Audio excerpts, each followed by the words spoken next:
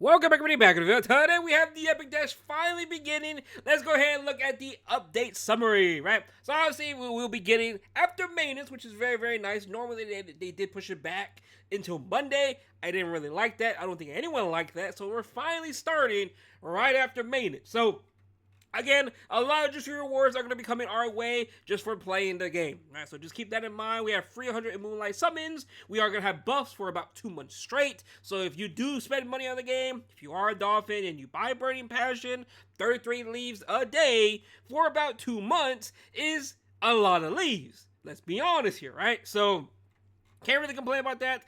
It's like $9-10 a day. Maybe cheaper with Huahi app. I've never used the Huahi app to buy Burning Passion. So, yeah. But again, a lot of free stuff. 2 daily leaves. We got the quick battles and all that good stuff. We have the events. We have free gears. Well, this is going to be a 20 speed ring right here. Not too shabby whatsoever, right? So, now let's go ahead and look at the update content itself. Now, we do have, obviously, Fumir dropping today. She's going to be a very, very good character. Obviously, a must-have character. She's a limited character at the end of the day. Her artifact's pretty good. Funny enough, her artifact is basically a better other Fumir artifact, right? It's very, very similar to Keystone, but it's a better version of it, technically, right? Keystone, you need to take 2 turns. Fumir's artifact only needs to take 1 turn, right? So if she takes the first turn, she will get a 100% chance to grant increased effectiveness to the caster for 3 turns. But when an ally, except for the caster, takes the first turn, she has a 100% chance to increase her combat readiness of, I think, 20%. Which again is very, very good, right? So just 1 turn is all you need compared to just 2. Pretty good, right? It's basically an overall better artifact than the Fumir. Not only does it have that, it is basically the first, I think the first, defense and HP basic stat artifact. I'm pretty sure this is the first of its kind. I could be wrong, but I'm pretty sure it's the first, which is pretty, it's pretty insane, right? That is pretty broken. Now, we do have the side story. It's going to be here for almost 2 months, right? About a month and a half or so. Not too shabby. It's going to be very, very nicely new game mode and all that. I do think maybe it's going to be better than last year's. But last year was pretty fun. I actually really enjoyed last year a lot. So let's see how I really like this one, right?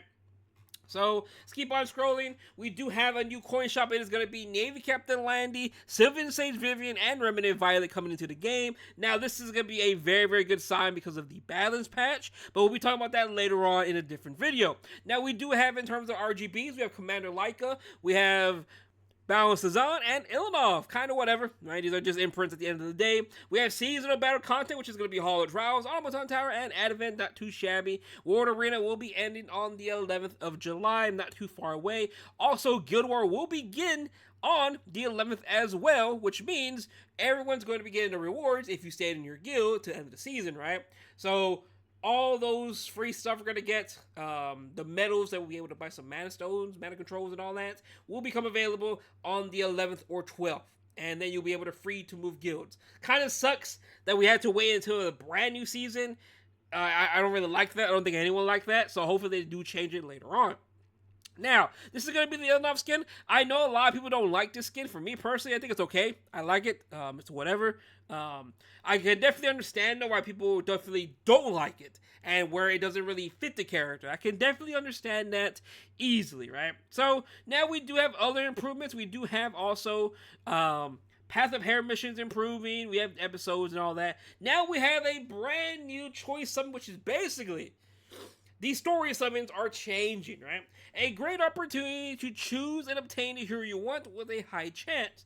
Now, choice summons allow you to select and summon the desired company hero who has been released for a certain period. Please note that the rerun drop rate will no longer take place after the choice summon is implemented. Now, are you sure you want to open choice summon for the hero? Vildred, once open, the Vildred choice summon is available for 14 days, starting the moment it is open, and you can change the summon target after 7 days. The reward is provided only once when each hero is selected for the first time, and is not applied when the same hero is selected again. Now, I don't know if this is technically a nerf or a buff, so beforehand, hopefully it doesn't change this. Doesn't mention it here.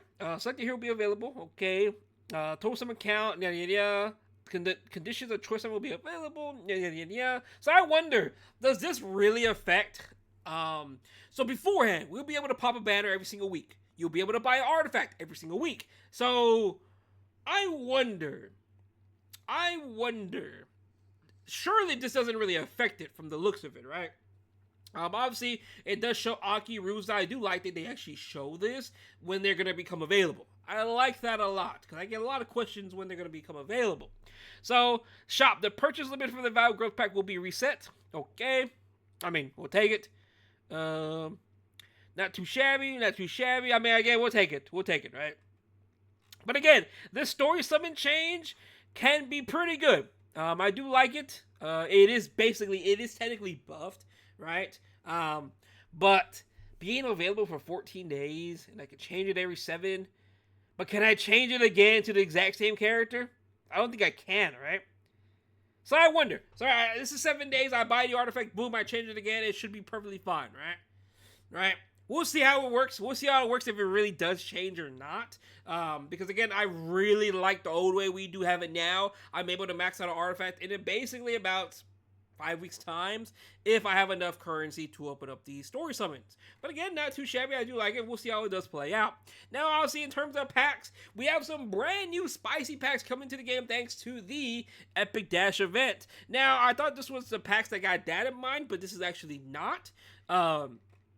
This otherworldly pack is going to be insane. It's going to be $50, more than likely $50 for about 200 leaves. And you can buy it 3 times. Yes, not 2 times. You can buy it 3 times, which means you can go ahead and buy 600 leaves for about $150. But if you use the Huahi app, it's like 110, 120, maybe a lot cheaper than that. I'm not too sure how much it really is. But still, in terms of packs, that's a pretty good pack right there. I always try to recommend when it comes to these type of leaf packs that for $50 for 200 leaves is a steal. Right? If you're a dolphin and all that, that's a pretty good value. Right? Now it doesn't give you any sky stones, right? But it does give you leaves, which you can go farm gear.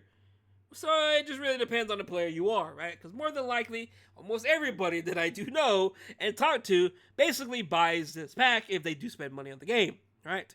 Obviously, if you're free to play, it's a different story.